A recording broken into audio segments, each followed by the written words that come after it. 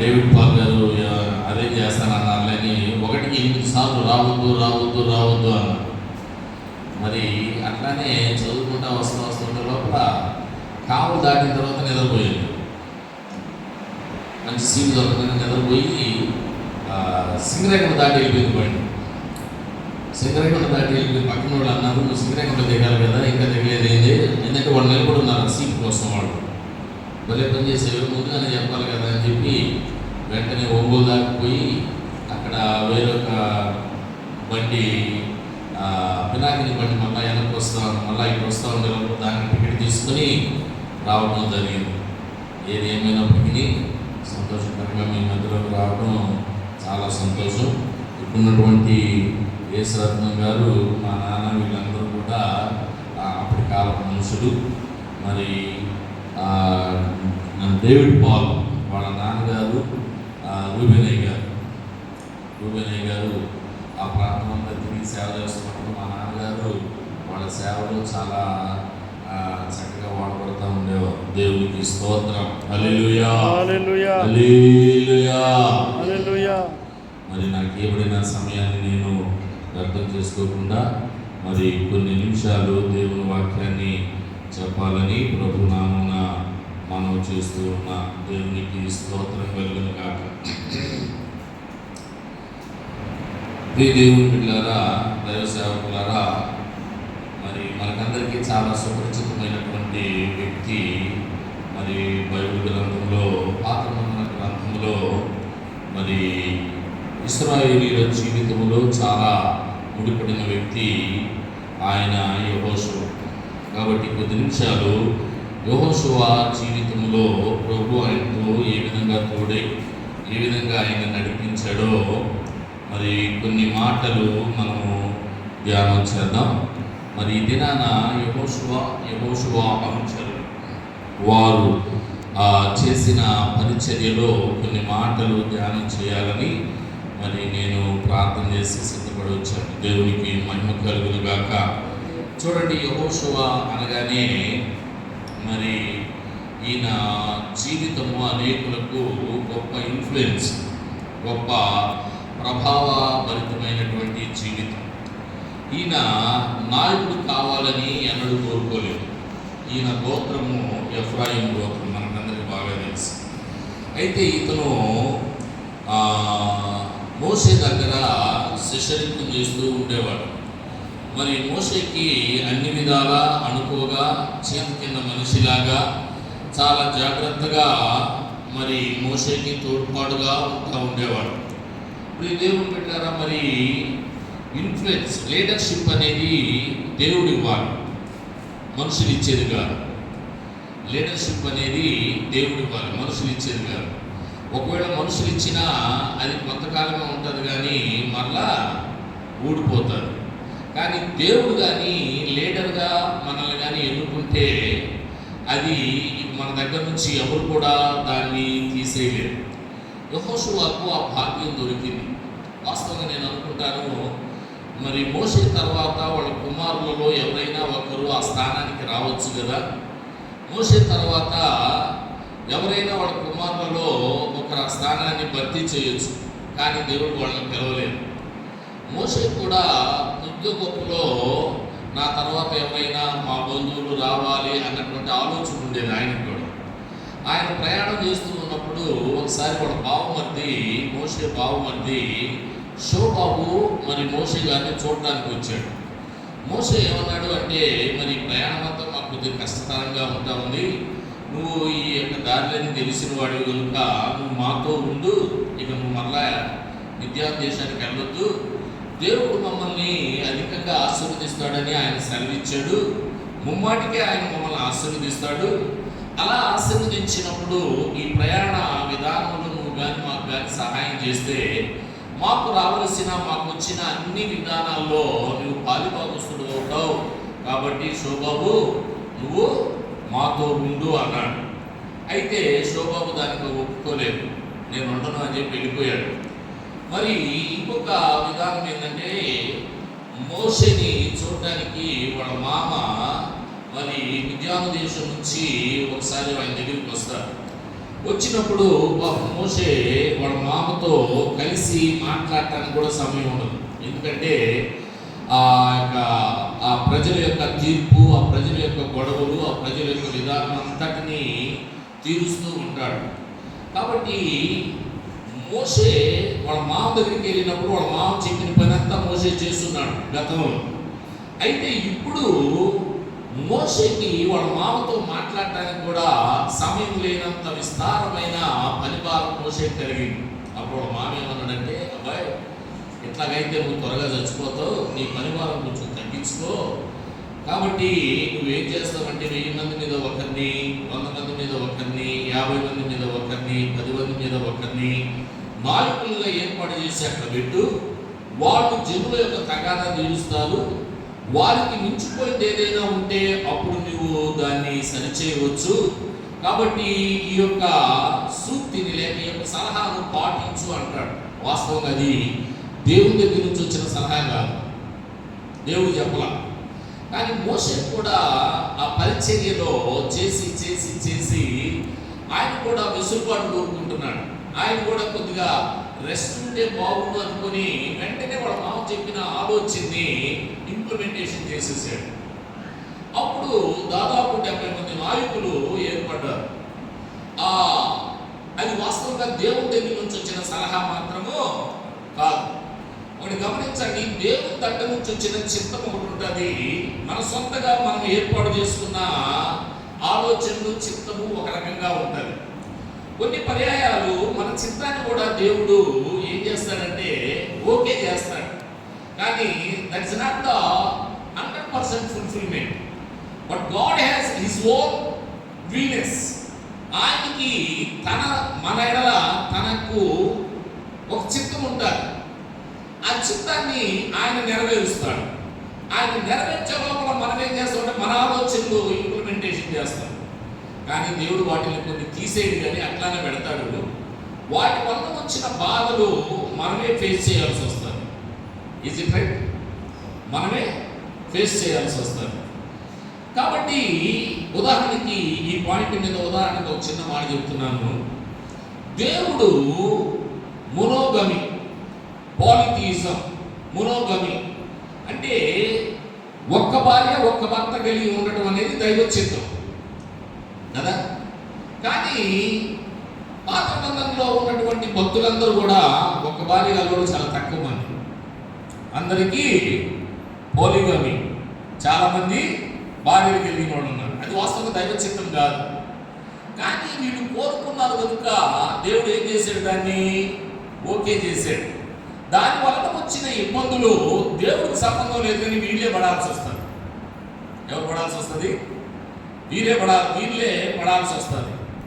అలాగనే దేవుని బిడ్డలారా, దైవ జనాంగమా, మరి మోషే అధికమైన పనిభారాన్ని బట్టి వాళ్ళ మామ ఇచ్చిన సలహా బాగుందని ఈ ప్రజలు ఈ లీడర్స్ని ఏర్పాటు చేసే లోపల వాళ్ళు 70 మంది అయ్యారు. ఆ 70 మంది అలాగనే కంటిన్యూ అయ్యి చివరకు వాళ్ళు యూదా యొక్క చరిత్రలో సంహేటిన సభగా తయారయ్యారు. ఆ సంహేటిన సభ ముందు ప్రభు అయిన యేసుక్రీస్తు దోషిగా నిలబడాల్సి వచ్చింది. యేసయ్యని శిక్షకు సిలువేయడానికి ప్రోద్బలపరిచింది ఎవరు? ఆ సంహేటిన సభే. అది దైవ చిత్తమో కాదు, మోషేకి దేవుడు ఇవ్వలేదు. కానీ మోషే ఏం చేశాడంటే మరి పనివారం ఎక్కువగా ఉన్న దాన్ని బట్టి దాన్ని అలాగే ఇంప్లిమెంటేషన్ చేసేసాడు. అలానే దేవుడు ఎవరిని నాయకులుగా ఎన్నుకుంటారో వాళ్ళ జీవితాన్ని పక్కన వాళ్ళు ఇన్ఫ్లుయెన్స్ చేయబడతారు. ఇక్కడ యెహోషువ యొక్క జీవితము గొప్ప ఇన్ఫ్లుయెన్స్, ప్రభావభరితమైనటువంటి జీవితము కలిగి ఉన్నాడు యెహోషువ గారు. మీ దేవుని బిడ్డలారా, యెహోషువ నాయకుడు ఆల్ ఆఫ్ సడన్ ఒక నైట్లో కాలేదు, లేదా ఒక సంవత్సరంలో కాలేదు.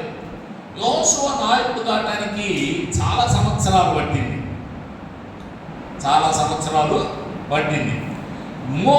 మరి యెహోషువను నాయకుడిగా ఎన్నుకోవడానికి మరి దేవుడు మోషేని ప్రేరేపించాడు. నీ తర్వాత ఈ జనాంగాన్ని ఏలుబడి చేయటానికి మరి నీ సేవకుడైనటువంటి యెహోషువ మీద చేతు నుంచి అందరూ చూస్తుండగా ఆయన మీద మరి ప్రార్థన చేయి. ఈ రోజు నుంచి నీకు వచ్చిన ఆత్మలో ఆయన మీద కూడా నేను పంపించబోతున్నాను. సంఖ్యాకాండం 27వ అధ్యాయం 12 నుంచి 23 వచ్చిన చదవబడలేదండి, చాలా ఎక్కువగా ఉంటుంది. కాబట్టి యెహోషువ నాయకుడుగా కావటానికి దేవుడు మోషే ద్వారా బయలుపరిచాడు. రెండవదిగా మోషే చనిపోయిన తర్వాత దేవుడే యెహోషువతో మాట్లాడుతూ, నా సేవకుడైన మోషే నీకు ఇచ్చిన ధర్మశాస్త్రం అంతటిని కుడికి కానీ ఎడమకు కానీ తొలగకుండా జాగ్రత్తగా దాన్ని నెరవేర్చు. నీ ఎదుట ఏ మనుషుడు నిలువలేడు, ఏ మనుషుడు నిలువలేడు. కాబట్టి యెహోషువ నాయకుడు అయ్యాడు అంటే దైవ చిత్తం, దేవుని క్రమము ఏర్పాటు. ఈ దినాన మనమందరం కూడా పాస్టర్లని, సంఘానికి కాపరులము. వాస్తవంగా ఇది దేవుని చేత ఎన్నుకోబడిన ఎన్నికై ఉంది.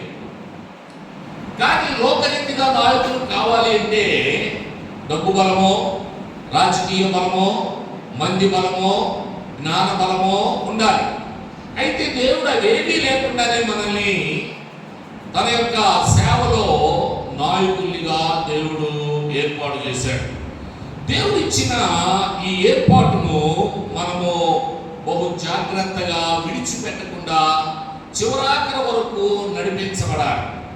అప్పుడు మనల్ని చూసి కొంతమంది మరి ఇన్ఫ్లుయెన్స్ చేయబడతారు, మనల్ని చూసి కొంతమంది ఇన్ఫ్లుయెన్స్ చేయబడతారు. చూడండి, యెహోషువ మొట్టమొదట తన కుటుంబానికి నాయకుడు, తర్వాత తన గోత్రమైనటువంటి ఎఫ్రాయిము గోత్రానికి నాయకుడయ్యాడు. ఆ తర్వాత 12 గోత్రాల వారికి గొప్ప నాయకుడయ్యాడు. అర్థమవుతుందా? కాబట్టి దేవుడు ఎప్పుడు కూడా మనల్ని క్రమక్రమంగా ఆశీర్వదిస్తాడు, క్రమక్రమంగా ఆశీర్వదిస్తాడు. అయితే మనం కోరుకుంటాం ఎలా అంటే, దేవుడు ఆలోచనను ఒక్కసారిగా నేను ఆయనలాగా మారిపోవాలి, ఆయనలాగా ఉండాలి అని అనుకుంటాం. కానీ ఇట్ విల్ నాట్ హ్యాపెన్. అది ఎంత మాత్రమునో జరగదు. దేవుడు మనల్ని నాయకుడుగా చేయాలి అంటే క్రమక్రమంగా ఆయన ప్రణాళికలు, ఆయన పద్ధతులు, ఆయన ఆజ్ఞలు, ధర్మాలు మనకు నేర్పిస్తూ గొప్ప నాయకునిగా దేవుడు చేస్తాడు. దేవునికి స్తోత్రం. అదేవిధంగా దేవుని బిడ్డలారా, మోషే యెహోషువ మరి ఎఫ్రాయిము గోత్రానికి నాయకుడుగా మోషే పంపించిన ఆ యొక్క వేగులు వాడు ఏ దేశాన్ని చూడటానికి పంపించాడు? మోషే కానాను దేశాన్ని మొత్తాన్ని చూసి రమ్మని పంపించాడు. కానాను దేశాన్ని మొత్తాన్ని చూసి రమ్మని. ఇది వాస్తవంగా దేవుని ఆలోచనేనా? పాస్టర్స్ ప్లీజ్ రెస్పాండ్ మీ.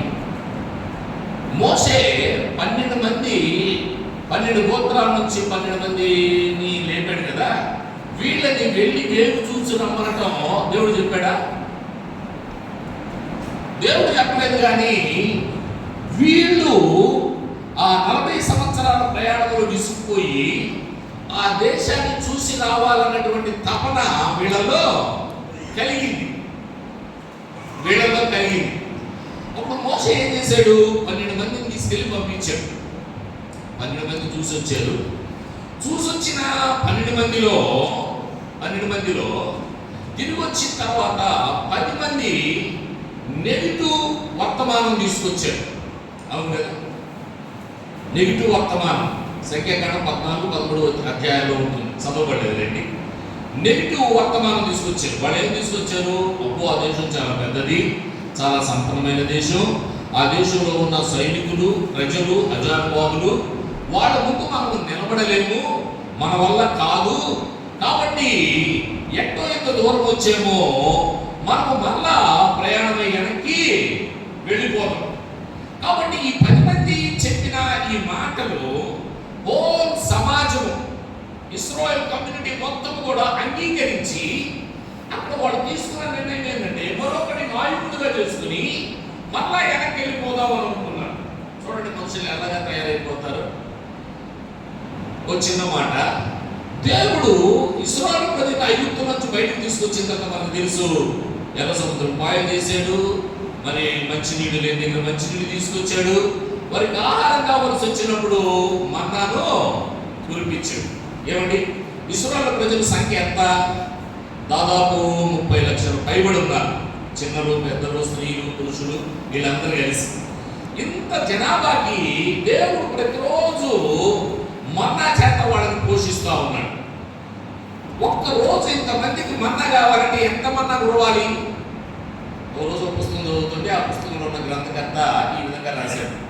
మనం ట్రైన్ చూస్తాం కదా, గూడ్స్ బళ్ళు పోతూ ఉంటాయి. గూడ్స్ బళ్ళలో కొన్ని చిన్న పెట్లు ఉంటాయి, కొన్ని పెద్ద పెట్లు ఉంటాయి. అయితే ఆయన చెప్పొచ్చిన కొలత ఏంటంటే, గూడ్స్ బళ్ళలో పెద్ద గూడ్స్ పెట్టి నిండా మన్నా 50 పెట్లు నిండా మన్నా కావాలంట వాళ్ళకి. 50 పెట్లు నిండా మన్నా కావాలి. ఇలాంటి మన్నా ఒక రోజు వచ్చి ఒక రోజు అయిపోలేదు, ఒక వారం వచ్చి అయిపోలేదు. ఎట్లాగా? ప్రతిరోజు 40 సంవత్సరాలు కాన్స్టెంట్ గా పడింది. దేవుడు తన ప్రజలను ఆ దేశాన్ని తీసుకెళ్ళడానికి ఇంత ఖర్చు పెట్టి, ఏమండి, ఇంత అద్భుతం చేసి వాళ్ళని పోషించి అక్కడికి తీసుకొస్తే, వెళ్ళినటువంటి ఈ 10 మంది చెప్పిన ఆ మాటలకి హోల్ సమాజం ఇన్ఫ్లుయెన్స్ అయిపోయి ఎక్కడికి వెళ్ళాలనుకుంటున్నారు? మళ్ళా ఐగుప్తుకి వెళ్ళిపోవాలనుకుంటాడు. దేవుడు చూస్తే కొనుక్కుంటాడా?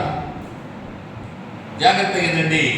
అలాంటి సందర్భంలో ఈ యెహోషువ, ఈ యొక్క ఎఫ్రాయిం గోత్రానికి చెందిన ఆయన, యూదా గోత్రానికి చెందిన కాలేబు, వీళ్ళిద్దరు కూడా లేచి ఆ 10 మంది చేసిన ఇన్ఫ్లుయెన్స్ ని పడగొట్టి అడ్డంగా నిలబడి వీళ్ళు చెప్పిన మాటలు మరలా ప్రజలకు మళ్ళా చిగురింపు, ఆశీర్వాదం కలిగింది వాడు. అవునంటారు కదా? అంటే వీళ్ళు చెప్పిన ఇన్ఫ్లుయెన్స్, 10 మంది చేసిన ఇన్ఫ్లుయెన్స్ ని ఏం చేశారు? వీళ్ళు పడగొట్టేశారు. చూడండి, ఇన్ఫ్లుయెన్స్ అనేది ప్రభావభరితము అనేది డబుల్ ఎడ్జ్డ్ స్వార్డ్. అంటే బైబిల్లో దేవుని వాక్యాన్ని డబుల్ ఎడ్జ్డ్ స్వార్డ్గా అంటాం. 2 వైపులా పొదులు కలిగింది దేవుని వాక్యం, ఎంత లోతైనా దూరగలిగినది. అదే ఇన్ఫ్లుయెన్స్ కూడా ఎలాంటిదంటే డబుల్ ఎడ్జ్డ్. దానికి ఎలా ఉంటుందంటే, ఇటు పాజిటివ్ ఇన్ఫ్లుయెన్స్ ఉంటుంది, నెగిటివ్ ఇన్ఫ్లుయెన్స్ కూడా ఉంటుంది. పాజిటివ్ ఇన్ఫ్లుయెన్స్ ని, పాజిటివ్ ప్రభావితాన్ని నువ్వు కానీ నేర్చుకున్నట్లయితే నీ జీవము, నీ గమ్యము, నీ డెస్టినీ పరలోకం అవుతాడు. లేదు, నెగిటివ్ విధానంలో నువ్వు ఆలోచించినట్లయితే నీ యొక్క ప్రయాసంతా కూడా వ్యర్థమైపోతాడు. చూడండి, చిన్న ఉదాహరణ చెప్తున్నాను. మన భారతదేశంలోనే 2 వ్యక్తులు ఉన్నారు. ఒకరు కసపు, రెండో వ్యక్తి మరి మదర్ తెరీసా. కసపు అంటే తెలుసా? గుర్తుంది? కసపు తెలుసా అండి? ఎవరు కసపు? ఉగ్రవాది. పాకిస్తాన్ వాడు మన దేశం మీద పంపించిన వాళ్ళలో కసబ్ అనేవాడు. అతడికి ఎంత వయసు అప్పుడు? అతడు చాలా చిన్న వయసులోనే భారతదేశంలో ఎంత నష్టం చేయాలని వచ్చాడో. కానీ అతను పట్టుకున్న తర్వాత, జైల్లో పెట్టిన తర్వాత చాలా మంది ఏమన్నారంటే, ఇంకా ఎందుకు వాడు పెట్టున్నారు, వెంటనే చంపేయకూడదా, ఇంకా ఎందుకు వాడు పెట్టున్నారు. ఈ మాట దాదాపు భారతదేశంలో ఉన్న అందరూ అన్నారు. పాపం పోనీలే, పిల్లోడు ఏదో ఇబ్బంది అయింది, వదిలేయండి అన్న ఒక్కడన్నా అన్నాడా? అంటే వాడు ఎన్నుకున్నటువంటి విధానం ఎలాగా ఉంది? Bad influence. ఎలాంటిదండి? Bad influence. కానీ వాడు చచ్చిపోయిన తర్వాత ఏ ఒక్కరు కూడా అయ్యో పాపం పెట్టి చచ్చిపోయాడు అన్నవాడు, వాడు అనుసరించిన విధానం అలాంటిది. అదేవిధంగా మదర్ తెరీసా, ఆమె చిన్న వయసులోనే మన భారతదేశానికి వచ్చింది. మన భారతదేశంలో ఆమె సేవ చేసింది. ఆమె సేవ విధానం వర్ణించడానికి కాదు, కానీ ఆమె జీవితం అంతా ఇక్కడే త్యాగం చేసింది. త్యాగం చేసిన తర్వాత 1998వ సంవత్సరంలో ఆమె కూడా చచ్చిపోయింది కదా. చచ్చిపోయినప్పుడు భారతదేశంలో అందరూ ఏమనుకున్నారు, అయ్యో మహాతల్లి ఇక 4 రోజులు ఉంటే బాగుండే, ఆమె ఎందుకు మరి త్వరగా చనిపోయింది, ఆ మహాతల్లి ఉంటే బాగుండు అని ఏమనుకున్నారు, ప్రతి ఒక్కరు కూడా అనుకున్నారు. అలానే మనం కూడా దేవుని సేవలో మన ఇన్ఫ్లుయెన్స్, మనం విడిచిపెట్టిన ఆ యొక్క అడుగులు పక్కన వాళ్ళని ఏం చేయాలి, ప్రభావితం చేసే అడుగులో మనం కూడా నడవాలి. అలాంటిది ఏర్పడాలి. కాదు మనం ఏదో మోసం చేసి మనం ఏదో ఇబ్బందులు చేసేవనుకో మన సాక్ష్యము మన వెనక నిలబడి ఉంటుంది. కసపులాగా ఎవరు కూడా మనల్ని ఏం చేయలేరు, ఇష్టపడరు. కానీ యెహోషువ యొక్క జీవితము గ్రేట్ ఇన్ఫ్లుయెన్స్. ప్రియ దేవుని బిడ్డలారా, when a leader has a little influence, little can be accomplishment. When a leader has a bigger influence, then he can accomplish much more things. మనము ఈ చిన్న ప్రభావాన్ని కలిగి ఉన్నామనుకో మన సేవ, మన విధానం అంతా సరిహద్దుల మధ్యలోనే ఉంటారు.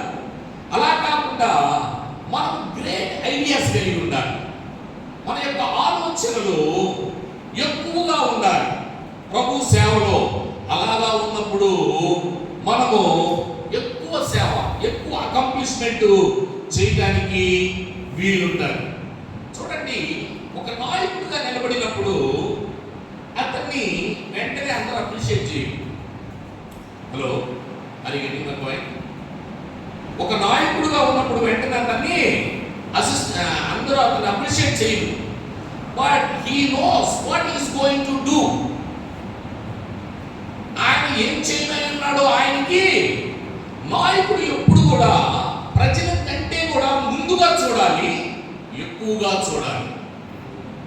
That is the great thought. ఎట్లా చూడాలి? ప్రజల కంటే ముందుగా చూడాలి, ప్రజలు చూసిన దానికంటే కూడా ఎక్కువగా చూడాలి. అలాగా నువ్వు సేవలు కొనసాగుతున్నప్పుడు ప్రజల యొక్క రెసిస్టెన్స్ నీకు వస్తుంది. ప్రజల యొక్క రెసిస్టెన్స్ అంటే వాళ్ళ యొక్క ఆటంకాలు నీ యొక్క మార్గంలోకి అడ్డు వస్తాయి. యు కాంట్ డూ దిస్, నువ్వు దీన్ని చేయలేవు, నీ వల్ల కాదు అనేటటువంటి రెసిస్టెన్స్ ఎక్కువ వస్తుంది. But leader has a influence, that influence can resist the people resistance. నీవేం చేయాలి అంటే నీలో ఉన్న ప్రభావము ప్రజలు నిన్ను అడ్డుకుంటున్నారని తెలిసి కూడా ఆ అడ్డుకోను తనానికంటే ఎక్కువగా మరెక్కువ దర్శనం నువ్వు కలిగి ఉండాలి. అప్పుడు మాత్రమే నువ్వేం చేయగలుగుతావు, మరి ఎక్కువ ప్రభావితమైనటువంటి సేవను చేస్తావు. ఒక చిన్న మాట, you can not resistance the will of God and receive the grace of God. దేవుని యొక్క చిత్తాన్ని నువ్వు ఆపేసి దేవుని యొక్క కృపను నీవు ఎంత మాత్రమునో పొందుకోలేవు. నీవు దేవుని చిత్త ప్రకారంగా నడిస్తేనే అప్పుడు నీవు దేవుని కృపలో బలవంతుడు అవుతావు. దేవుని కృపలో బలవంతుడు అవుతావు. కాబట్టి యెహోషువ యొక్క జీవితము ఏ గ్రేట్ ఇన్ఫ్లుయెన్స్. 10 మంది ఒకవైపు నిలబడి చెప్పినప్పుడు సమాజం అంతా పోవాలనుకున్నప్పుడు యెహోషువ ఒక్కడే లేచి నిలబడి, లేదు దేవుడు మనకు తోడై ఉన్నాడు. ఇన్ని సంవత్సరాలు అంత మన్నా పెట్టి పోషించింది దేవుడు వెనక్కి వెళ్ళిపోమంటానికి కాదు. ఇన్ని సంవత్సరాలు దేవుని యొక్క మేఘము మనల్ని నడిపించింది వెనక్కి వెళ్ళిపోవటానికి కాదు. బట్ వాడు బలవంతులే, కానీ మనతో ఉన్నవాడు, మనలో ఉన్నవాడు వారికంటే కూడా బలవంతుడు. That is the great influence. నాకు బాగా నచ్చింది ఈ యొక్క జీవితంలో. మోషేని ఈయన్ని పక్కన పక్కన పెట్టి చూస్తే, అంటే గురువు కంటే పెద్దోడని నేను చెప్పట్లేదు, కానీ మనం ఇక్కడ అర్థం చేసుకోవాల్సింది, యేసు ప్రభు ఏమన్నాడంటే, నన్ను వెంబడించువాడు నాకంటే కూడా ఘనమైన కార్యాలు చేస్తాడు. God never, Jesus never accepted hour ministry to be in boundaries. దేవుడు ఎప్పుడు కూడా ఆయన కంటే మనల్ని ఎక్కువగా చేయాలని అనుకున్నాడే కానీ ఆయన కంటే తక్కువ చేయాలని యేసయ్య ఎప్పుడు అనుకోలేడు.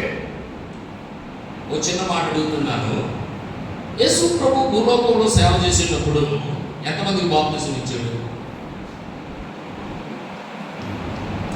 కానీ యేసు ప్రభు భూలోకంలో సేవ చేయగా ఆయన మీటింగ్ అయితే చాలా మంది జనాలు వచ్చారు, కానీ నిజంగా ఆఖరి వరకు విశ్వాసంలో నిలబడిన సంఖ్య ఎంత?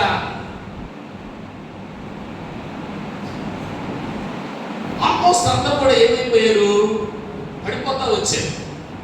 కానీ యేసయ్య ఆ యొక్క రెజరెక్టెడ్, ఆయన పరలోకానికి ఆరోహణమయ్యే సమయంలో జనాలు ఎంతమంది ఉన్నారు తెలుసునా?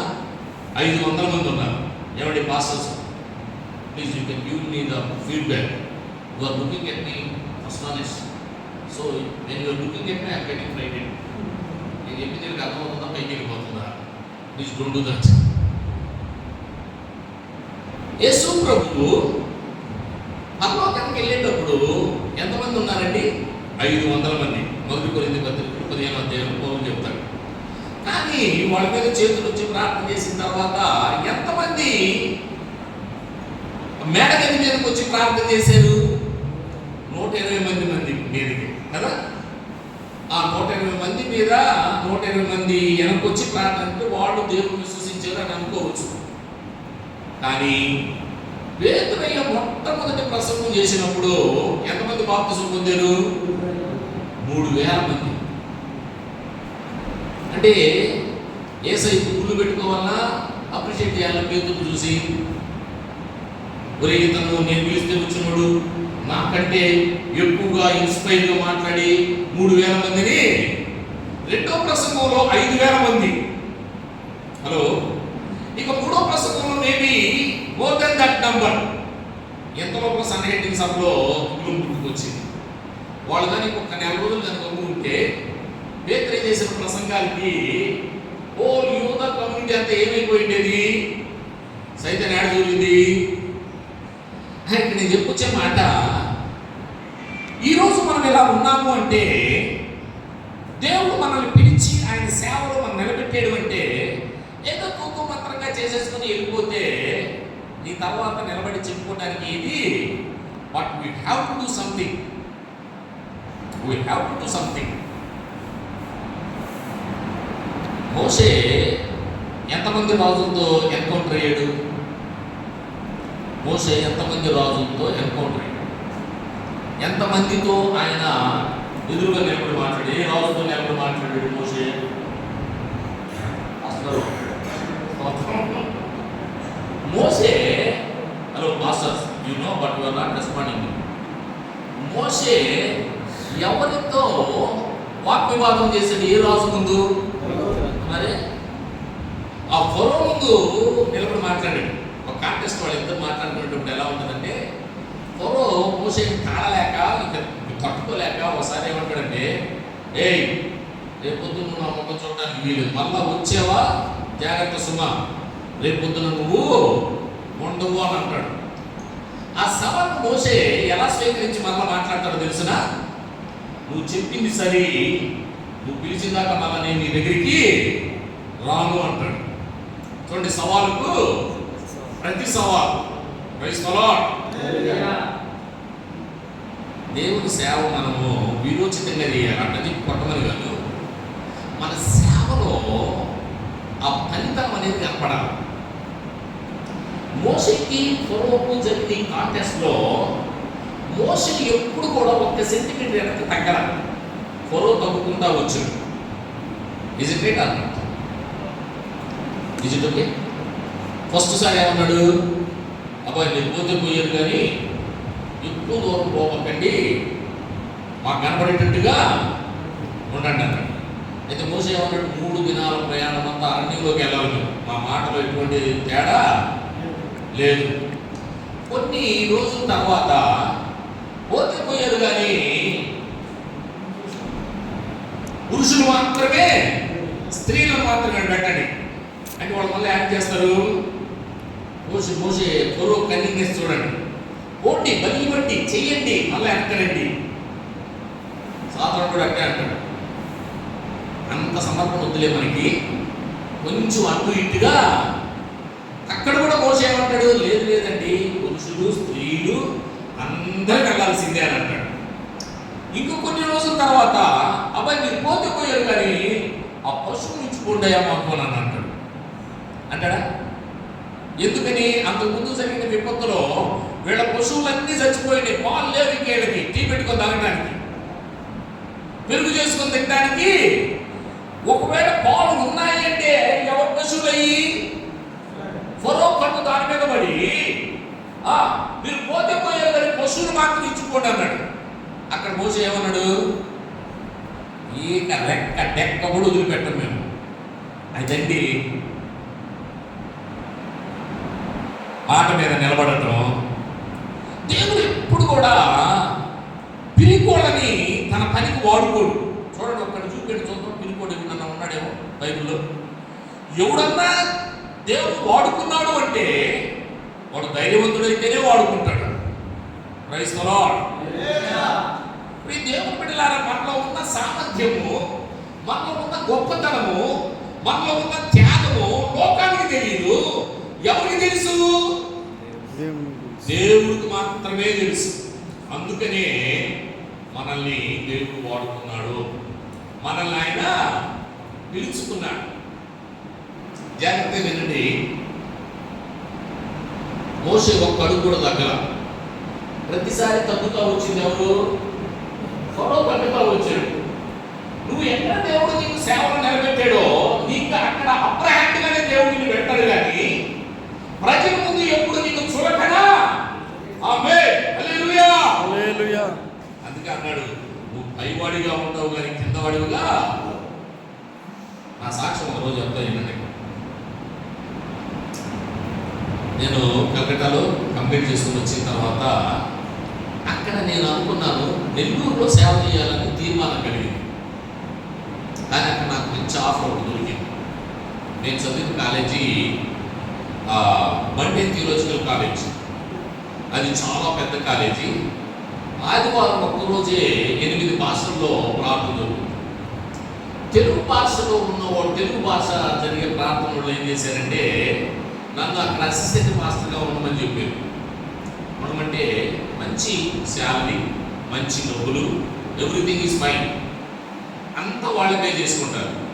అయితే నాకున్నటువంటి ఆలోచన ఏంటి అంటే, నేను కట్టిపట్టిన సంఘంలో సేవ చేయడం కాదు, సొంతగా వెళ్ళి సేవ చేయాలన్నది దేవుడు నాకు కలిగజేసిన ఆలోచన. హలో, అంటే కట్టిపెట్టిన సంఘంలో సేవ చేస్తూ తప్ప నేను అనట్లేదండి. But my opinion is I have to go somewhere else. I have to stand over there. I have to be the church. But the days comes, దినాలు వచ్చినప్పుడు దీని ఫౌండర్ ఎవరు అంటే ఏమని చెప్తారు?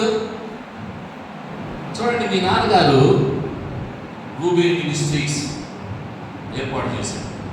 మీ నాన్న లేడు, మినిస్ట్రీ మాత్రం ఉంది. మినిస్ట్రీ మాత్రం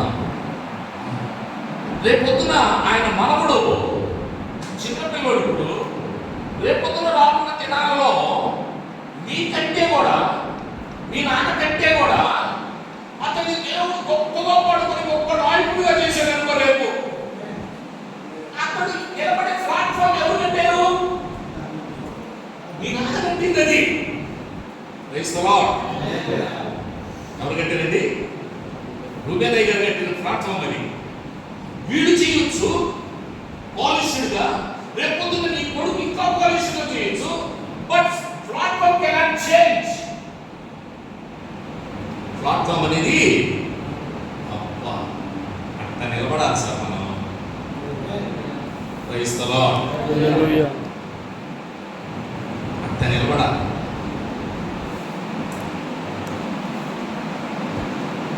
నెల్లూరులో సేవ చేయడానికి వెళ్ళినప్పుడు నాకు ఏ ఆధారం లేదు, ఈవెన్ సంఘం కూడా లేదు, స్థలం లేదు, ఒక్కరు కూడా తెలియదు. కానీ సేవ కొట్టుకోవడానికి ఎక్కడ వచ్చేవాడు తెలిసిన, కట్ చేసుకొని బూట్ వేసుకొని యజ్ఞపథంకి వచ్చింది. ఆ 3 రోజులు అయిపోయిన తర్వాత కూర్చొని డబ్బులు పంచుకుని మాకు 200 రూపాయలు ఇచ్చేవాడు. ఆ 200 రూపాయలు పంచుకోవడానికి కూర్చున్న వాళ్ళు నేను అడుగునేవాడు కాదు. ఎందుకని మాస్టర్ దాస్ 3 సంవత్సరాలు అయితే నువ్వు వచ్చి యాడ సేవ చేస్తున్నావు, మీ ఊళ్ళో మీటింగ్ పెట్టండి, ఎక్కడ పెట్టేది నేను లేదే లేదు. ఒక చిన్న స్కూల్లో, సెయింట్ పాల్స్ ఇంగ్లీష్ మీడియం స్కూల్లో చిన్నగా ప్రారంభించాను. చిన్నగా ప్రారంభించాను. వాళ్ళు చెప్పిన పని నేను చేసేవాడిని. అలాగే కొంతకాలం 10 సంవత్సరాలు అయిన తర్వాత ఇప్పుడు ఒక చిన్న స్థలం, 5 అంకణాలు చిన్న స్థలం, దాంట్లో చిన్న మందిరం. ఇప్పుడు దాని కాదని పక్కన ఇంకొక 10 అంకణాల స్థలం, దాంట్లో మందిరం. ఏం చెప్తున్నానంటే, కలకట్టాలో నేను చదివేటప్పుడు అక్కడ ఉన్న ఫెసిలిటీస్ అన్ని నా మైండ్లో ఉన్నాయి. నేను ఆడేగా ఉంటే ఈ సేవ ఎప్పుడు ఉండేదా? దేవుని కోసం మనం ఏదైనా చెయ్యాలంటే ఫస్ట్ ఆఫ్ ఆల్ మనం ఇన్ఫ్లుయెన్స్ కావాలి. ఇన్ఫ్లుయెన్స్. నువ్వు నిలబడినప్పుడు ప్రభు నీ ద్వారా ఘనమైన అక్కడ ప్రజలు, అక్కడ పరిస్థితులు, అక్కడ ఉన్నటువంటి వాతావరణం నీకు వ్యతిరేకంగా ఉన్నా, ఎంత రెసిస్టెన్స్ చేస్తున్నా, కానీ నీ ఇన్ఫ్లుయెన్స్ ముందు అది చిన్నదే. స్తోత్రం. చూడండి, చిన్న మాట.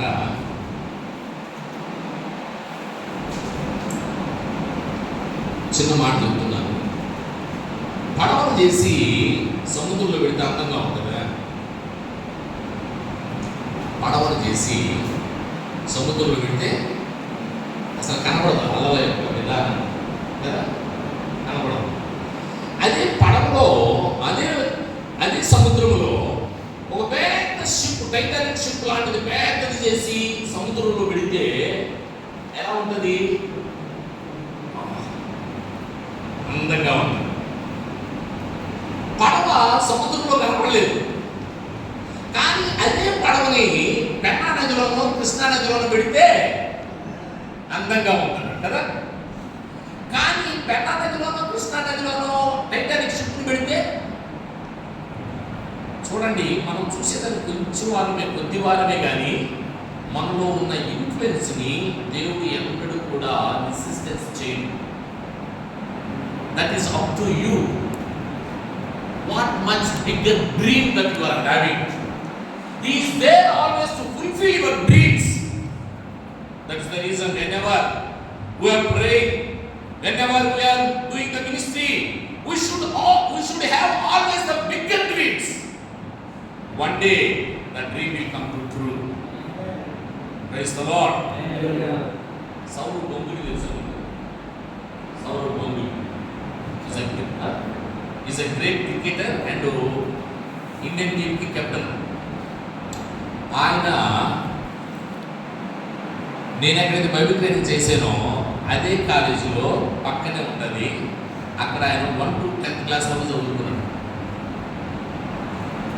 అంటే ఎందుకు చెప్తున్నానంటే, మేము చేసిన బైబిల్ ట్రైనింగ్లో అక్కడ ఉన్నటువంటి ఆ మార్పు బట్టేనని ఆయన ఫస్ట్ సేవ చేయడానికి వచ్చినప్పుడు అది ఏమీ లేవు, అదంతా సిమెంట్రీ, అదంతా దొరల యొక్క సమాధులు. ఆ దొరల సమాధుల యొక్క స్థలాన్ని ఈయన రేటు పెట్టి కొని దాంట్లో సేవ చేశాడు. అక్కడ సేవ ప్రారంభ దినాల్లో అందరూ ఆయన ఎక్స్ట్రా చేసేవారంట, అందరూ ఆయన్ని ఇచ్చేసేవాడు, ఒక్కవాడు భార్య ఒక్కడ తప్పితే. కానీ మేము వాడికి పోయినప్పుడు ఆయన లేడు, కానీ వాడు భార్య చెప్పిన మాట నా కళ్ళలో నీళ్ళు తిరిగింది. ఒకప్పుడు నా భర్త ఇక్కడ ఈ ప్రాంతం అంతా తిరిగి ఇదంతా చేస్తున్నప్పుడు అందరూ ఎక్స్ట్రా చేసేది, ఒక్కరు కూడా అప్రిషియేట్ చేయలేదు. అయితే నా భర్తలో ఉన్నటువంటి డ్రీమ్స్ చాలా గొప్పవి, అవి ఈ రోజు ఫుల్ఫిల్మెంట్ అయ్యి అదే స్థలంలో 5 స్టోర్ల పెద్ద దాన్ని హాస్పిటల్ కట్టారు. మదర్ తెరీసా చచ్చిపోతే 3 రోజులు ఆడ పెట్టారు ఆవిడ. సౌలు గొంగులి ఆయన పెట్టిన స్కూల్లో ఆమె ఎన్ని చెప్తూ ఉన్నప్పుడు నా కళ్ళం నీళ్ళు పడి, ప్రభా ఎప్పుడైనా నన్ను కూడా ఈయన యొక్క బైబిల్ కాలేజీలో చదువుకునే చూడండి. ఎందుకు చెప్తున్నానంటే we are little ones, but the passion, the mission God has granted us, it's not a limited one. యెహోషువ ఎవరండి? చిన్నోడే కదా వాళ్ళ దేశంలో, కానీ ఆయన చేసిన సేవ ఎంత గొప్పదో. యెహోషువ గురువు మోషే ఒక్క రాజుతో ఇంటరాక్ట్ అయితే యెహోషువ ఎంతమంది రాజులతో ఇంటరాక్ట్ అయ్యో తెలిసిన? 5 మంది రాజులతో ఆయన ఇంటరాక్ట్ అయ్యాడు. యెహోషువ గ్రంథము 10వ అధ్యాయము 26 నుంచి చదివితే చదవబడలేదు, గుర్తుపెట్టుకుని తర్వాత చదవండి. ఆయన ఎంతమంది రాజులను చంపాడు? 5. ఈయన దెబ్బకు వాళ్ళు పోయి దాక్కున్నారు. ఎడా గుహంలో దాక్కున్నాడని ఈయన బయటకు తీసుకొచ్చి వాళ్ళ తల మీద కాలు పెట్టి వాళ్ళని ఏం చేశాడు? నరికి పడేశాడు. మోషే అది కూడా ఆయన చంపల. మోషే ఫరోను చంపల, బయటకు వచ్చాడంతే. కాబట్టి యెహోషువ ఈస్ ఎ గ్రేట్ ఇన్ఫ్లుయెన్సర్. ఆయన ఇంత ఇన్ఫ్లుయెన్స్ కావడానికి గల ప్రధాన కారణం ఏంటంటే,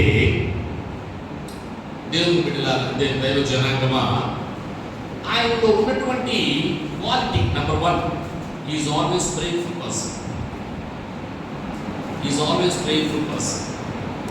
చూడండి, నిర్గమకాండము 33వ అధ్యాయము 11వ వచనం చదువుతారు.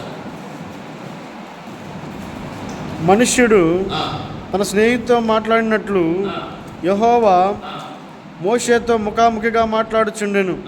తరువాత అతడు పాలెములోనికి తిరిగి వచ్చుచుండెను. అతని పరిచారకుడును నూను కుమారుడైన యెహోషువ అను యవనస్తుడు గుడారములో నుండి వెలుపలికి రాలేదు. మోషే ప్రత్యక్ష గుడారం దగ్గరికి వెళ్ళాక దేవునితో మాట్లాడుతూ ఈనాడు ఉండేవాడు. పక్కనే గుడారంలో నుండి ఈయన కూడా ప్రార్థన చేస్తూ ఉండేవాడు. కాబట్టి ప్రార్థన అనేది అది ఓమ్నిపోటెంట్. దైవ లక్షణాలు చూడండి, ఓమ్నిపోటెంట్, ఓమ్నిసెన్స్, ఓమ్నిప్రెజెన్స్ కదా. దాంట్లో ఒకటి ఓమ్నిపోటెంట్ అంటే సర్వశక్తిమంతుడు. దేవుడు చేయలేనట్టు ఏది ఉండదు. అయితే ఆయన చేయలేనట్టు ఏది లేకపోతే ఆయన చేసిన ప్రార్థన కూడా అర్థమైంది ఏది కూడా. ఈయన ప్రార్థన కూడా ఓమ్నిపోటెంట్ అంట.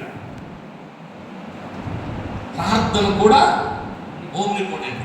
నీ ముందు ఏదైనా సమస్య వచ్చిందనుకో, నువ్వు చేస్తున్న ప్రార్థనకు ముందు ఆ సమస్య నిలబడజాలదు. Why? Because you are praying to God, one who has the omnipotent. సర్వశక్తివంతుడికి నువ్వు ప్రార్థన చేస్తున్నావు. ఆ ప్రార్థన సర్వశక్తివంతమైనది కనుక ఏది కూడా నీ ఎదుట. ఇంత ప్రార్థనపరుడు కాబట్టి దేవుడు మొట్టమొదటి యెహోషువను సేవ పిలిచేటప్పుడు, నాయకుడిగా పిలిచేటప్పుడు, బాబు నీ ఎదుట ఏ రాజు నిలవలేడు, నీ ఎదుట ఏ రాజు నిలవలేడు. చూడండి, చాలా మంది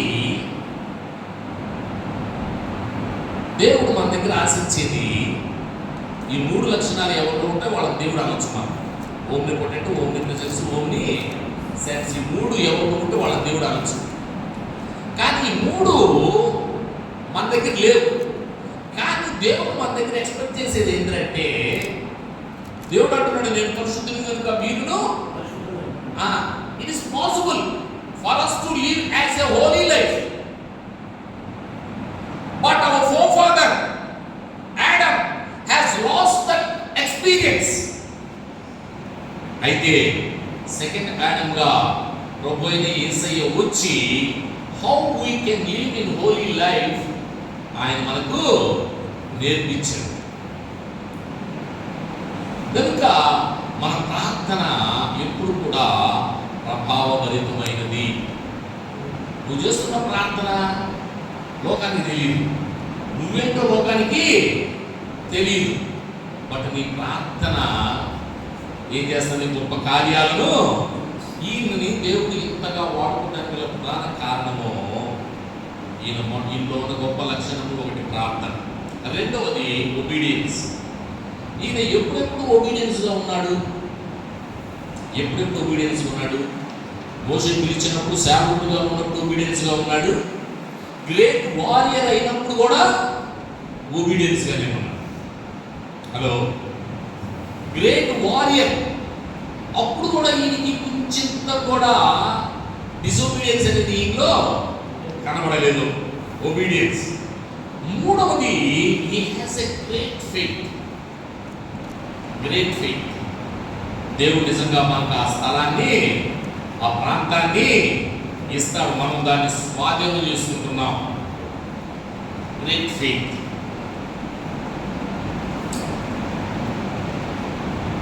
దేవుడు విశ్వాసానికి ఎక్కడ కూడా లిమిటేషన్ పెట్టదు. అలానే విశ్వాసం కూడా, నీలో ఉన్న విశ్వాసం కూడా లిమిటేషన్ లేనటువంటి విశ్వాసం అయి ఉండాలి. అలాంటిది మరి యెహోషువ యొక్క జీవితం. రెండవదిగా ఈయన ఎలాంటి వాడంటే పార్ట్నర్షిప్. ఎప్పుడు కూడా ప్రజల్ని కలుపుకుని ప్రజలతో మమేకమయ్యి ఆయన పోయేవాడు. అలా పోయాడు కనుకనే ఆ యొక్క ఐగుప్తు దేశం, ఆ యొక్క కానాను దేశం అంతా ఆ ప్రజలకు ఆయన పంచిపెట్టాడు, కొలిసి ఇచ్చాడు.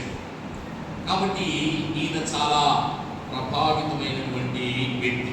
నేను అనుకుంటున్నాను ఇంకొక 5 minutes, జస్ట్ 5 minutes నేను అనుకుంటున్నాను. అయితే ఈయన ఇంత ప్రభావితంగా ఉంటే ఈయన కొందరిని వేగు చూడటానికి పంపించాడు. ఈయన టైంలో ఈయన పంపించిన వాళ్ళు ఏ దేశానికి పోయారు? ఎరుకో దేశానికి పోయారు కదండి. యెహోషువ గ్రంథము 2వ అధ్యాయంలో మరి 2 వ్యక్తులను యెహోషువ ఎరుకో దేశాన్ని వేగు చూడమని పంపించాడు. 2 వ్యక్తులు. మోషే ఎంతమందిని పంపించాడు? 12 మంది. ఈయన ఎంతమందిని? 2. ఈయన ఎరుకోను వేగు చూసినట్టే ఆ గోడలు చాలా బలంగా ఉన్నాయి, లోపల ఎలా ఉందో ఏందో పరిస్థితులు చూసినట్టు పంపించాడు. ఆ 2 వ్యక్తులు ఎంత ప్రభావవంతమైనటువంటి మనుషులంటే నిజంగా కూడా యెహోషువ యొక్క ట్రైనప్లో పెరిగిన వారు ఈయన యెహోషువను బలపరిచే మాట కూడా మాట్లాడారు. అది understanding.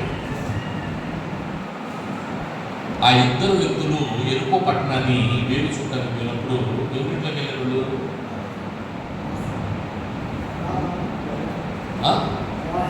Rahab. Who is she? ఆమె వేసి. చూడండి, వీళ్ళు వేసి ఇంటికి వెళ్ళారు, వేలు చూడటానికి వెళ్ళారు. వీళ్ళు ఎలాంటి వ్యక్తులు అంటే వీళ్ళలో ఉన్న 3 లక్షణాలు చెప్తాను, చెప్పి నేను మానేస్తాను. మొట్టమొదట వీళ్ళు ధైర్యవంతులు. ఎందుకు ధైర్యవంతులు అంటే వీళ్ళు యోర్దాను నది దాటి ఎరుకోను చూడటానికి వెళ్ళేటప్పుడు యోర్దాను నది చాలా వేగంగా ప్రవహిస్తూ ఉంది. ఆ ఒడ్డు ఈ ఒడ్డు తల్లి ప్రవహిస్తుంది. కానీ మోషే యెహోషువ వీళ్ళకి ఇచ్చిన టార్గెట్ ఏంటంటే you have to go and spy. ఆ దేశాన్ని వేగు చూచి రండి. సో వాళ్ళు సెడ్ రివర్ చాలా వేగంగా ప్రవహిస్తున్నాయి, ఎక్కడ పోవాలని చెప్పాల. But whatever the his commander, their commander is commanding, they have to obey. వాళ్ళు నిలబడి ఒప్పుకొని ఆ నదిని అవతలు దాటలేదు. ఆ నదిని దాటాలంటే అప్పుడేమో అద్భుతం జరిగింది. ధైర్యం ఉండాలా లేదా? ఒకవేళ అక్కడ కానీ వాళ్ళు మునిగిపోయేదనుకో, నది దాటకుండా ఫెయిల్ అయ్యేదనుకో, వాళ్ళిద్దరూ ఏడమైంది వెళ్తారు, మృత సముద్రంలో వెళ్తారు పోయి, అవునా కదా? కానీ అంత ఒడిగా ప్రవహిస్తున్న నదిని వీళ్ళు దాటి అవతలకి వెళ్ళారు. రెండవదిగా ఆ వేసంలోకి వెళ్ళినప్పుడు వీళ్ళ ధైర్యం చూడండి ఎలా ఉందో. అమ్మ పాస్టర్ ఏమనుకుంటామంటే వేసి అంటేనే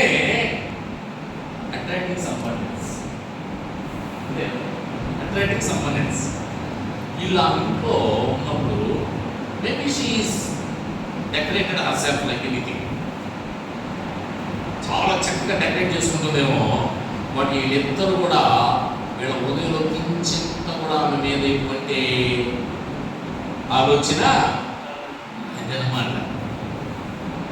ఏ టార్గెట్ దేవుడు మనం పంపించడు, ఆ టార్గెట్ ఆధారంగా చేసుకుని మనం ముందుకు సాగాలి. కానీ అటు ఇటు ఈ వస్తాయి మన యొక్క సేవ యొక్క విధానంలో మన టార్గెట్ మాత్రం దండ కాకూడదు, అటు ఇటు పక్కకి పోకూడదు. ఒకవేళ ఆ రాజకీయ సమయంలో ఈ రాము కానీ ఏదైనా కానీ చేయడానికి చేస్తే ఇది మళ్ళీ వెనక్కి రోజు ఏం చేస్తాడు, రాళ్ళతో కూడా చంపుతాడు, అంతేనా కదా. రెండవదిగా ఆ ఇంట్లో ఉండాలంటే ఎంత ధైర్యం ఉండాలి వీడికి. ఆమె దాన్ని నమ్మించి వీళ్ళ యొక్క సమాచారము ఆ దేశ ప్రజలకు తెలిస్తే వీళ్ళు మన వస్తారా? అందుకే వీళ్ళు అంటున్నారు, ఆమె ఇంటికి వెళ్ళినప్పుడు టార్గెట్ మర్చిపోలేదు, వాళ్ళ యొక్క విధానం మర్చిపోలేదు. కానీ ఆమెకు ఏమన్నారంటే 2వ అధ్యాయము 14వ వచనము 19వ వచనం చదవరా ప్లీజ్. నువ్వు చదువుతా చెప్తావు, నాకు భావ్యం కాదు. 14వ అధ్యాయము మనుషులు ఆమెతో, నీవు మా సంగతి వెల్లడి చేయని ఎడల, నీవు మా సంగతి వెల్లడి చేయని ఎడల మీరు చావకుండానట్లు మీ ప్రాణములకు బదులుగా మా ప్రాణం ఇచ్చేదము. ఎంత గొప్ప మాట. యెహోవా ఈ దేశమును మాకిచ్చినప్పుడు నిజముగా మేము నీకు ఉపకారం చేసేదమండి. 19వ వచనం, నీ ఇంటి ద్వారములలో నుండి వెలుపలికి వచ్చువాడు తన ప్రాణములకు తానే ఉత్తరవాది, మేము నిర్దోషులమగుదుము. అయితే నీ యొద్ద నీ ఇంటనున్న ఎవనికే గాని ఏ అపాయమైన తగిలిన ఎడల దానికి మేమే ఉత్తరవాదులము. మీ ప్రాణానికి మా ప్రాణం అడ్డు పెడుతున్నాం. ఆమె వీళ్ళని ఏం చేసింది? కాపుదల చేసింది, భయపడలేదు వీళ్ళు. రెండవదిగా పరిస్థితులు భిన్నంగా ఉన్నా కానీ టార్గెట్ మాత్రము మర్చిపోలేదు. ఏదో ఒక భక్తుడు ఆఫ్రికా దేశాన్ని సేవ చేయడానికి వెళ్ళాడు. రేపు బిలియన్స్ వెళ్ళినప్పుడు ఆయన కష్టపడి సేవ చేసి వాళ్ళ హోమ్కి లెటర్ రాశారు. సేవ చాలా బాగుందండి, మరి కమిటెడ్ పీపుల్, సేవ కొరకు తీర్మానం చేసుకున్న వాళ్ళు ఎవరైనా ఉంటే మన సంఘం నుంచి కొంతమందిని పంపండి, సేవ బాగుందని అన్నారు అని ఆయన రాశారు. వాళ్ళు ఏం రాశారంటే, ఇంటికి రావడానికి సిద్ధంగా ఉన్నారు కానీ రోడ్లు బాగున్నాయా అని అడిగారు. అంటే ఇంటి కాపు తిరిగేవాళ్ళు ఒక దేశం, రోడ్లు ఏమన్నా చక్కగా ఉన్నాయా అన్నారు. వెంటనే ఆయన అవతరం జరిగినట్టు ఏం రాశారంటే, రోడ్లు బాగున్నాయా, పరిస్థితులు బాగున్నాయా అని ఆలోచించే వాళ్ళు ఇక్కడ రాబడలేదండి అన్నారు. అంటే మనం సేవ చేయడానికి ఎంచుకొని పోయే ఆ స్థలంలో వసతులు వనరుల గురించి మనం ఆలోచన చేయకూడదు. వాటి గురించి ఆయన ఆలోచన చేస్తాడు. మనం ఆలోచన చేయాల్సింది ఏంటంటే అక్కడున్న ప్రచారితం. నువ్వు అనుకోకపోతే అందరూ అర్థానికి పోతాడు. నువ్వు పోయావు కాబట్టి వాడు ఎక్కడ పోతారు? మోక్ష మార్గానికి. నువ్వు వాడిని మోక్ష మార్గానికి తీసుకెళ్తున్నావు కాబట్టి నీకు వసతులు వనరులన్నీ దేవుడు ఏర్పాటు చేస్తాడు. కాబట్టి సేవకి వెళ్ళేటప్పుడు, సేవలో ఉన్నప్పుడు ఫస్ట్ ఆఫ్ ఆల్ వసతులు చూసుకున్నామంటే సేవ చేయలేము. హలో, వసతులు చూసుకున్నామంటే సేవ చేయలేము. ఈ మాట చెప్పచ్చు లేదు నాకు అర్థం కావట్లేదు, అయినా చెప్తున్నాను. మనకి బ్యాప్టిస్ట్ మాస్టర్కి తేడా ఎందుకు తెలుసా మీకు? గారు ఈ ఊరంతా తిరిగేటప్పుడు ఎన్ని చేసి చెప్పుకున్నాయి? నిజంగా నీ మాట మీ నాన్నగారు ఈ పెట్టంతా తిరిగేటప్పుడు ఎన్ని చేసి చెప్పుకున్నాయి? నిజంగా అలా నాన్న వచ్చిన తర్వాత 5 కిలోమీటర్ల నుంచి చేరుకుని. But his father is not a fully dedicated pastor. Is it right? It's not a dedicated. But he is an employee. Employee ke anta passion అంత మైండ్ ఉంటే ఫుల్ డెడికేటెడ్ అయిన మనకి ఇంకెంత ఉండాలి? స్తోత్రం చెప్పండి. హల్లెలూయా. ఎంత ఉండాలి మనకి?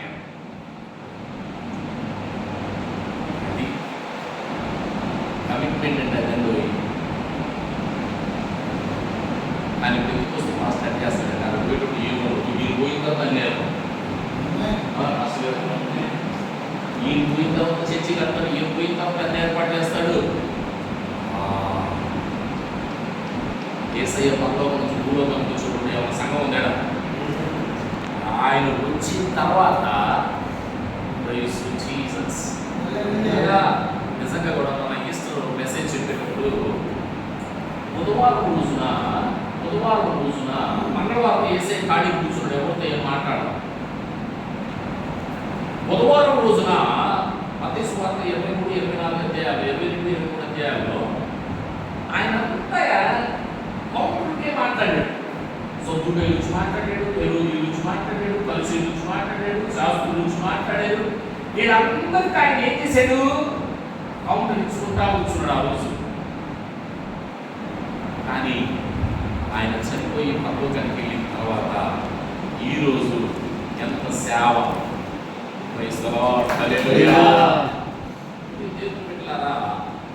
కాబట్టి ఈ యెహోషువ పంపించిన వీళ్ళు టాపిక్ మర్చిపోయారు, వీళ్ళు దొరకల.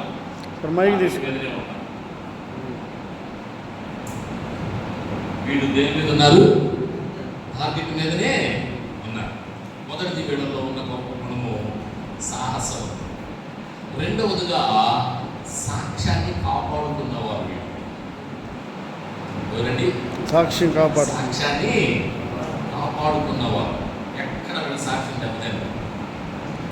మూడవదిగా కమిటెడ్ పీపుల్, నిబంధన కలిగిన ప్రజలు. వీళ్ళ యొక్క ధైర్య సాహసాల గురించి చెప్పాలంటే, నా మొదటి పోయిన వస్తారు, తర్వాత మీరు ఇంటి వాళ్ళని ఇటు పంపించింది, వాళ్ళు తెలియని తర్వాత వీళ్ళకి ఇంటి పంపిస్తుంది. పంపించి మీరు ఆ పంటలో 3 రోజులు దాక్కుని ఉండండి, వాడు వచ్చేవాళ్ళు 3 రోజులు అవుతుంది అంటే ఇద్దరిని ఒక గుంపు 3 రోజులు ఆ ప్రాంతం అంతా రిక్కి నెరవేర్చింది. ఆ గుంపు, ఆ ప్రభుత్వం వాడు పంపించిన సైనికులు ఆ రిక్కీలో ఇవి పట్టబడ్డారా? వాళ్ళు ఇంత చేసేదో కానుకొని వచ్చారు. వచ్చిన తర్వాత నేరుగా యెహోషువ దగ్గరికి వచ్చారు. స్తోత్రం, హల్లెలూయా. యెహోషువ సో ఎక్సైటెడ్. హౌ దట్ ఎరికో ఎలా ఉన్నారు, ఏంది? వీడు చెప్పిన మాట ఏంటంటే, యెహోషువ గారు మా మీ వాడు కోపలేదు, కోపంగానే వాళ్ళు చచ్చిపోతున్నారు మీ దెబ్బకని చెప్పి. రాహాబు అదే కదా చెప్పింది, దేవుడు మీకు తోడై జరిగించుతున్న ప్రతి కార్యాన్ని మాకు మా రాజును కనబడినప్పుడు మా గుండెలు జారిపోతున్నాయి.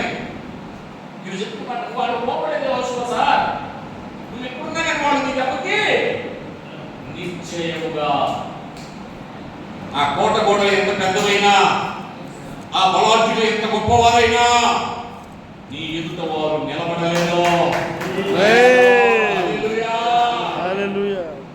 యెహోషువనే ధైర్యం వచ్చారండి వీళ్ళు. స్తోత్రం, హల్లెలూయా. నిజంగా దేవుని సేవ కొరకు కొంచెం కల్పనతో ఉంటే ఆయన మనకు ఇంకా ఎక్కువ చేస్తాడు. అది చేస్తాడు, ఇంకా ఎక్కువ చేస్తాడు. దేవునికి మహిమ కలుగును గాక. హల్లెలూయా. ఈ యొక్క విషయాన్ని నేను ధ్యానం చేసేటప్పుడు యెహోషువనే వాళ్ళ గురువు కంటే, మోషే కంటే 5 రాజులు ఒకసారి చెప్పిన ఈయనను ఎవరు బలపరిచారు? ఈ స్పైస్ ఒక సల్మా, ఇద్దరు పోయేదే వేగురు వారు, వాళ్ళతో ఒకడు సల్మా. ఈ సల్మా ఎవరు పెళ్లి చేసుకున్నాడు? రాహాబుని చేసుకున్నాడు. ఆడతో తీసుకొచ్చి వెంటనే ఇంట్లో తీసుకెళ్ళాలి. ఆమెను 13 రోజులు వెలుపల ఉంచి ఆమె వ్రత దినాలు, ఆమె యొక్క పరిశుద్ధ దినాలని పూర్తయిన తర్వాత సల్మా ఆమెను చేసుకుంటాడు. సల్మాకు రాహాబుకు పుట్టిన బిడ్డే ఎవరు? బోయోజు. బోయోజు పెరిగి పెద్దవాడైన తర్వాత ఆయన పుట్టిన బిడ్డ ఓబేదు. ఓబేదుకు కలిగిన బిడ్డ యెసై. యెసైలో నుంచి ఆఖరి బిడ్డ దావీదు. దావీదు గోత్రంలో నుంచి లోకరక్షకుడు వచ్చాడో. ఆమేన్. హల్లెలూయా. ఇక్కడ నేను అనేది ఏంటంటే, వీళ్ళు వేపు చూడడానికి మిస్బిహేవ్ చేసిన ఈ చరిత్ర అంతా ఆగిపోయిండేది. ఆమె వీళ్ళని పట్టించిన ఈ చరిత్ర అంతా. కాబట్టి మనం ఎక్కడ సేవ చేయడానికి వెళ్తామో దేవుడు మనకంటే ముందుగా వసతులు వనరులన్నీ ఏర్పాటే చేసి పెట్టుకుంటాడు. అవన్నీ కూడా వాటి క్రమంలో వచ్చే లోపల కొంచెం ఇబ్బందులు జరుగుతాయి. కొంచెం ఇబ్బందులు. ఆ ఇబ్బందులు నువ్వు నిలబడితే you are the king, you are the mightier. yes యెహోషువ వాళ్ళందరినీ 5 చట్టి ఆ ప్రాంతాన్ని స్వాధీనం చేసుకుని తన చేతులు కూడా పంచించడం. స్తోత్రం. నేను నమ్మి ఆఖరి మాట ఒక్క మాట చెప్పి అనుకుంటున్నాను. మరి మీ నాన్న ఏ స్వలాభమో ఆపేక్షించి ఆ రోజుల్లో ఈ ప్రాంతం అంతా తిరిగి సేవ చేశాడు. కానీ అయితే దాని ఫలాలు రానున్న దినాల్లో ఇంకా మనకి ఎక్కువగా మేము చూడబోతున్నారో. స్తోత్రం. హల్లెలూయా. ఆ రీతిగా దేవుడు ఈ మినిస్ట్రీలో ఉన్న ప్రతి సేవకుని బలపరిచి ఆశీర్వదించుగాక. ఆమేన్. నాకు ఈ మంచి సమయం ఉపయోగించిన మరి డేవిడ్ బాబు గారికి మరొకసారి నా హృదయపూర్వక వందనాలు తెలియజేస్తూ, మాస్టర్ గారికి, అదేవిధంగా మా పెద్దలు యేసురత్నయ్య గారికి మరొకసారి వందనాలు తెలియజేస్తూ ముగిస్తూ దేవునికి స్తోత్రం. ఆమేన్.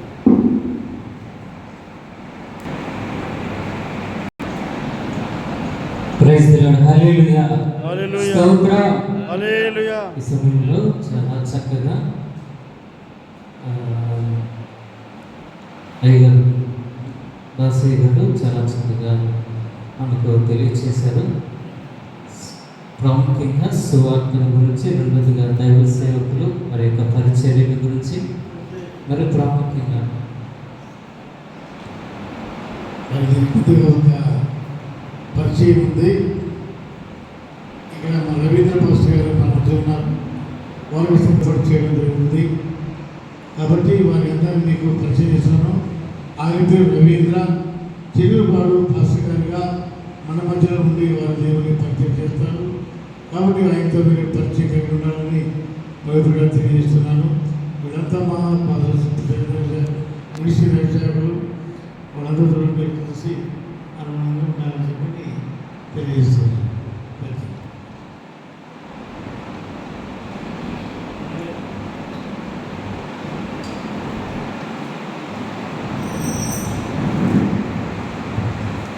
ప్రభునామకు స్తోత్రాలు. చేరువచ్చినటువంటి దైవజనులందరికీ కూడా హృదయపూర్వకంగా వందనాలు చెల్లిస్తున్నాను. దేవుని మహాకృపను బట్టి మరి సంవత్సరం అలా మనం కలుసుకుంటానికి దేవుడు ఇచ్చినటువంటి గొప్ప సదవకాశాన్ని బట్టి ముందుగా దేవునికి లెక్కలేని స్తోత్రాలు చెల్లిస్తున్నాను. గడిచినటువంటి కాలం మరి నిజంగానే చాలా ఒడిదుడుకులు అన్నీ కూడా మనం ఎదుర్కొంటూ ఉన్నటువంటి పరిస్థితులు, వీటన్నిటి మధ్య మీరు ఎంతగానో మరి నిలబడి ఈ పరిచయం ముందుకు తీసుకెళ్ళినటువంటి మరి యేసురత్నయ్య గారికి, అదేవిధంగా మరి మాస్టర్ అందరూ కూడా మరి నాకు హృదయపూర్వకంగా వందనాలు చెల్లిస్తూ ఉన్నాను. మరి ఈ జరుగుతున్నటువంటి ఒక మీటింగ్ స్టార్ట్ అయిన కనుక మరి ఇది ఎప్పుడు కూడా మరి ఆగిపోకుండా కొనసాగిద్దామన్నా మీరు ప్రార్థన చేయండి. మేము ఎంతో భారం కలిగి మరి పాస్టర్ గారు చెప్పిన విధంగానే ఎంతో ఎన్నో ప్లాన్స్ ఉన్నాయి మరి పరిచర్య మీద. టార్గెట్ మిస్ అవ్వకుండా కానీ మేము ఖచ్చితంగా మా యొక్క ప్రార్థనలు, మా యొక్క తలుపులు అన్నీ కూడా ఉన్నాయి. వాటిలన్నింటిలో కూడా మేము ముందుకు వెళ్ళడానికి మీ యొక్క ప్రార్థన సహాయం మాకు అవసరం. కాబట్టి మీరు మా కొరకు ప్రార్థన చేయాలని నేను కోరుకుంటూ ఈ మాటలు ముగిస్తున్నాను. మనందరం వచ్చి కూర్చొని సరిపోయిన ఒక చిన్న ఆరాధన దేవునికి మరొక 5 నిమిషాలు మాత్రమే, ఎక్కువసేపు మనం లేచి నుంచినట్లయితే ఒక్కసారి దేవుని సన్నిధిలో దేవుని స్తుతిద్దాం. దేవుడు మనకు వచ్చినటువంటి ఈ పరిస్థితులను బట్టి దేవుని స్తుతులు చేద్దాం.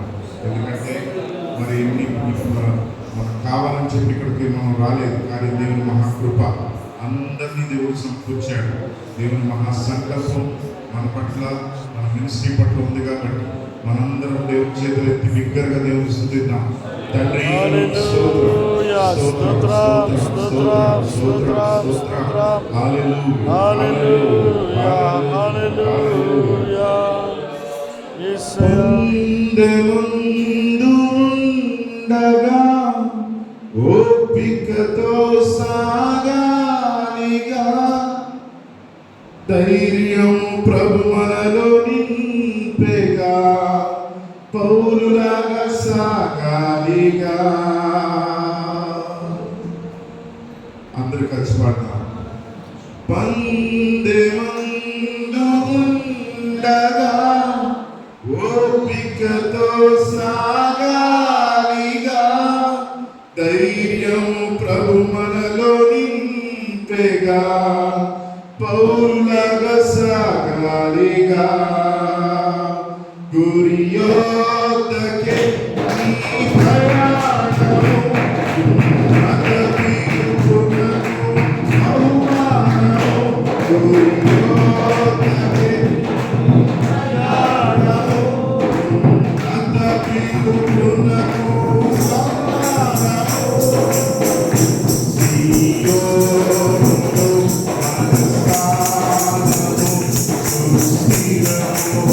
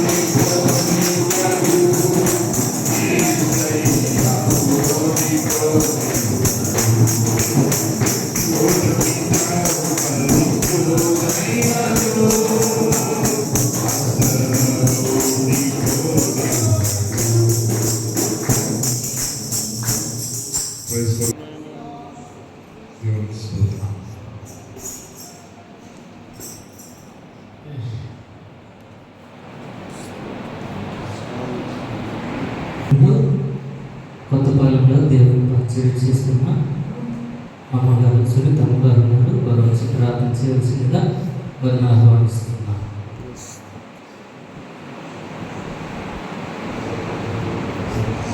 తండ్రి కృపణీయ మీ కొందనాలు స్తోత్రములు ప్రభా. తండ్రి మధ్యాహ్న కాలంలో దేవా చాలా కాలం క్రిందట ప్రభా మేమందరం కూడా సేవకులు కలుసుకుని అప్పుడు మీ స్తోత్రాలు ప్రభా. తండ్రి ప్రభా మీ కొందనాలు 2024 ఏప్రిల్ మాసం ప్రభా ఈ రీతిగా ప్రభా మరలా మేము సమకూర్చబడడానికి మీరు ఇచ్చిన కృపను మీ స్తోత్రాలు. వాటి ద్వారా మీరు మహిమ పొందారు. మీ సేవకు మీ పూర్వం నుండి ప్రభా దేవా మీ దాసుని కూడా చూడడానికి ఇచ్చిన కృపను స్తోత్రాలు. ప్రభా ఈ సేవకుని వాడుకుని బలపరిచినందుకు వందనాలు. సేవా విషయంలో యెహోషువ ప్రభా మతని నాయన నిజంగా ఏ విధముగా ప్రభా మతని ముందుకు నడిచాడో ప్రభా మీ స్తోత్రాలు. ఆ విధముగా మతని సేవా పరిచర్యలో వారి తండ్రి ఎన్నో విషయాలు ప్రభా మీ దాసులతో మేము వినడానికి మీరు ఇక్కడ దయచేసి తండ్రి మీకు స్తోత్రాలు. మీ సేవకును బలపరిచి వాడుకున్నందుకు వందనాలు. పరిచర్యలో ప్రభా మన కుటుంబాన్ని కూడా దీవించండి, ఆశీర్వదించండి. అలాగనే మా ప్రియులు ప్రభా రోబెల్ మినిస్ట్రీ డైరెక్టర్ గారు రేణుపాల్ గారు బట్టి వందనాలు. ప్రభా మా తన అమ్మగారిని బట్టి వందనాలు. బాబుని బట్టి కూడా మీకు స్తోత్రాలు. దేవా పరిచర్యను మీరు మాత్రమే మీరు దీవించండి. వరదాన ప్రభా మేమందరూ కూడా చేస్తున్న ఈ పరిచర్య నమ్మకంగా కొనసాగించబడడానికి కూడా మీరు ఎక్కువ దయచేయండి. మీ స్తోత్రాలు. ప్రభా అలాగనే మా ప్రెసిడెంట్ గారు ఈ సత్రాయి గారు బట్టి కూడా వందనాలు. మీ దాసుని కూడా మీరు దీవించండి, ఆరోగ్యం దయచేయండి. మరి పరిచర్యను బట్టి కూడా మీకు స్తోత్రాలు. ప్రభా మాతోటి దైవ సేవకులందరిని బట్టి వారి పరిచర్యను బట్టి కూడా వందనాలు. ప్రభా స్థానికంగా ఉన్నటువంటి సేవకుల్ని వారి పరిచర్య సంఘాన్ని బట్టి కూడా వందనాలు. ప్రభా మీ కొందనాల ప్రభా ఈ మధ్యాహ్న కాలంలో కూడికలు మీరు ఆశ్రయించగలిగిన జరిగించిన మీకే స్తోత్రాలు చెల్లిస్తూ యేసు నామమున అడిగిన పరమ తండ్రి. ఆమేన్. చివరిగా మధ్యలో నర్సింగ్లో దేవుని పరిచర్య చేస్తున్న నెక్స్ట్ వచ్చి ప్రార్థన చేస్తారు. తదుపరి యేసత్మయ్య గారు ఆశీర్వదిస్తారు.